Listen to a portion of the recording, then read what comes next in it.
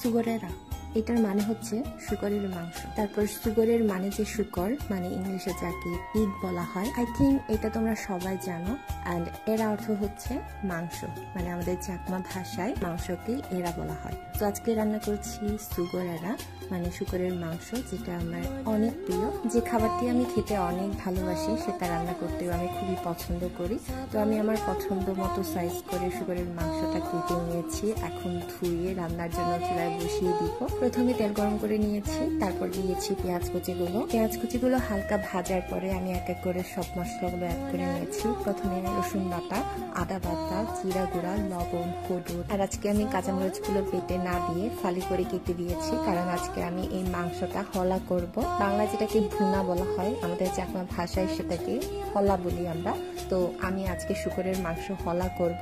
তো যেহেতু আমি কাঁচামরিচগুলো ফালি করে কেটে দিয়েছি, সেটাও বেশি দিই না, মাত্র কয়েকটা দিয়েছি, তার জন্য আমি এখানে আবার কালারের জন্য বা একটু ঝালের পরিমাণটা বাড়ানোর জন্য লাল মরিচ গুঁড়ো অ্যাড করেছি। তারপর অল্প একটু পানি অ্যাড করার পর আমি মশলাটা ভালো মতো কষিয়ে নিয়ে এখন আমি শুকরের মাংসটা অ্যাড করে নিচ্ছি। এখন কিন্তু বাঁশকরলের সিজন চলতেছে, তার জন্য আমাদের পাহাড়ের প্রত্যেকটি ঘরে ঘরে শুকরের মাংসের সাথে বাঁশকরল তরকারি রান্না হয়। এটা কিন্তু খুবই মজা।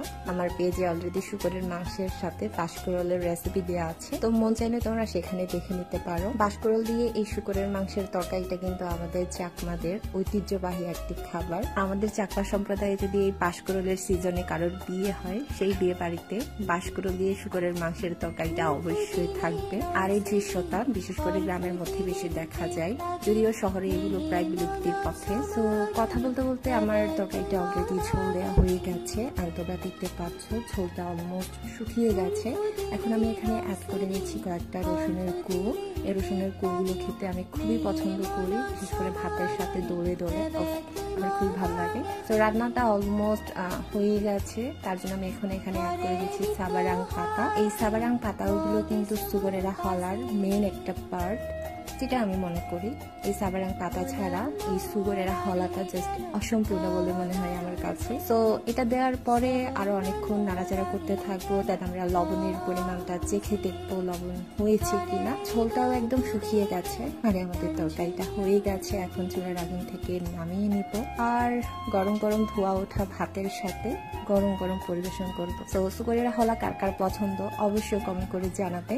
আমি কিন্তু একদম রান্নার শেষে খেতে বসে গেছিলাম, একটা হাড় রেখেছি আমার জন্য। আমি হাড় চিবোতে খুবই পছন্দ করি, অ্যান্ড এটা খুবই গরম গরম ছিল, যার জন্য এটা ধরতেও আমার খুবই কষ্ট হচ্ছিল। তারপরেও কিন্তু খেতে হবে। সো কেমন লেগেছে আজকের এই রেসিপিটা অবশ্যই কমেন্ট করে জানাবে, আর যদি ভালো লাগে তাহলে অবশ্যই লাইক কমেন্ট শেয়ার করে দিবে।